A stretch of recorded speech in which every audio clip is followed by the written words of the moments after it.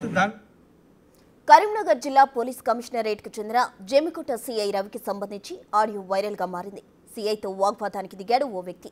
ఓ కేసుకు సంబంధించి 3 లక్షల రూపాయలు లంచం ఇచ్చినా కేసు ఎందుకు పెట్టారని ఆ వ్యక్తి అడుగుతున్నట్టు ఆడియోలో ఉంది.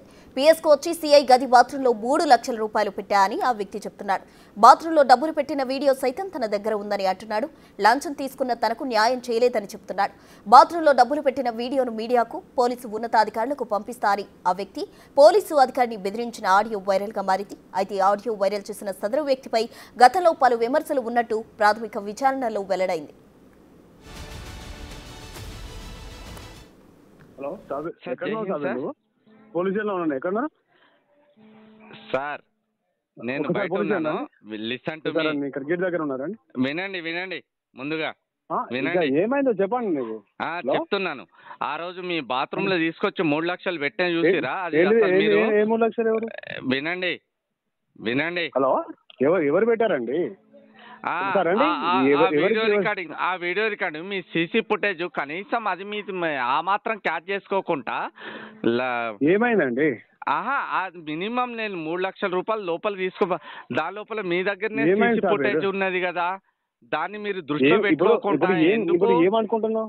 ఏమైంది ఇప్పుడు ఏం మాట్లాడుతున్నావు? ఎందుకు మాట్లాడుతున్నావు? ఇప్పుడు ఈ ఫుటేజ్ నేను ఎవరికి పంపించాలి? ఎవరి ఫుటేజ్ ఎవరికి పంపిస్తావు? నేను మీకు 3 లక్షల రూపాయలు ఇచ్చినటువంటి అంశము వినండి. ఇప్పుడు మీడియాకి డిస్ప్లే చేయాలా? ఒకసారి అండి, ఒకసారి ఎందుకు అది కాదు సార్, వేరే ఇప్పుడు ఏం మాట్లాడుతున్నావు? ఏమైంది? ఎందుకు మాట్లాడుతున్నావు?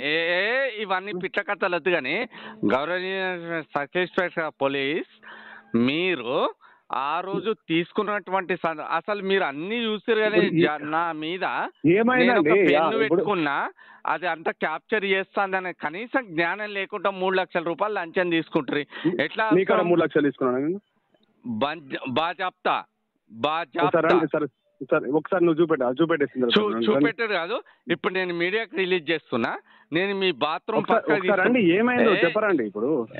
ఇవన్నీ కాదు రవిభాయ్, ఇవన్నీ కాదు. ఇప్పుడు ఏంటిది? ఇప్పుడు మీరు మాట్లాడేది ఏంటి చెప్పండి. మరి రవిభాయ్ నువ్వు నన్ను ఏమో హెచ్చరించుతావు.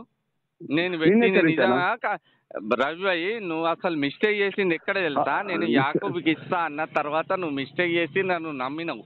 నువ్వు నన్ను నమ్మడమే నువ్వు చేసిన మిస్టేక్ రవిభాయ్. నా మాట విను. సరే, ఇప్పుడు నేను పోలీస్ స్టేషన్ కాదు ఉన్నా, నువ్వు వస్తాను అన్నావు. ఇప్పుడు నేను పోలీస్ స్టేషన్ వరకు కూడా రావట్లేదు. నేను ఇప్పుడు దీన్ని మీడియా లోపల హైలైట్ చేస్తున్నా. ఎందుకంటే బాత్రూమ్ లోపలికి పోయి నేను కవర్ బకెట్లో ఎట్లా పెట్టినాను, ఆ ఫుటేజ్ ఆ టైం కూడా రాసుకున్నాను. అవన్నీ ఈజ్ ద రైట్ థింక్. ఇప్పుడు నేను దీన్ని డిస్ప్లే చేయదలుచుకున్నా. ఓకేనా? ఇప్పుడు నువ్వు బాత్రూమ్ లో పెట్టేసి చేసుకున్నా అని చెప్పేసి అంటే ఇప్పుడు నువ్వు కావాలని చెప్పేసి అని కూడా పెట్టచ్చు కదా. ఇప్పుడు నీకు కావాలంటే చాంబర్ లోపల అన్నోన్ పర్సన్ ఎట్లా టాయిలెట్ పోస్తావు అని చెప్పేసి అంటే పోతావు అని చెప్పేసి ఇప్పుడు మీరు దేనికోసం మాట్లాడుతున్నారండి? దేని గురించి అంటే రవి భాయ్, ఇప్పుడు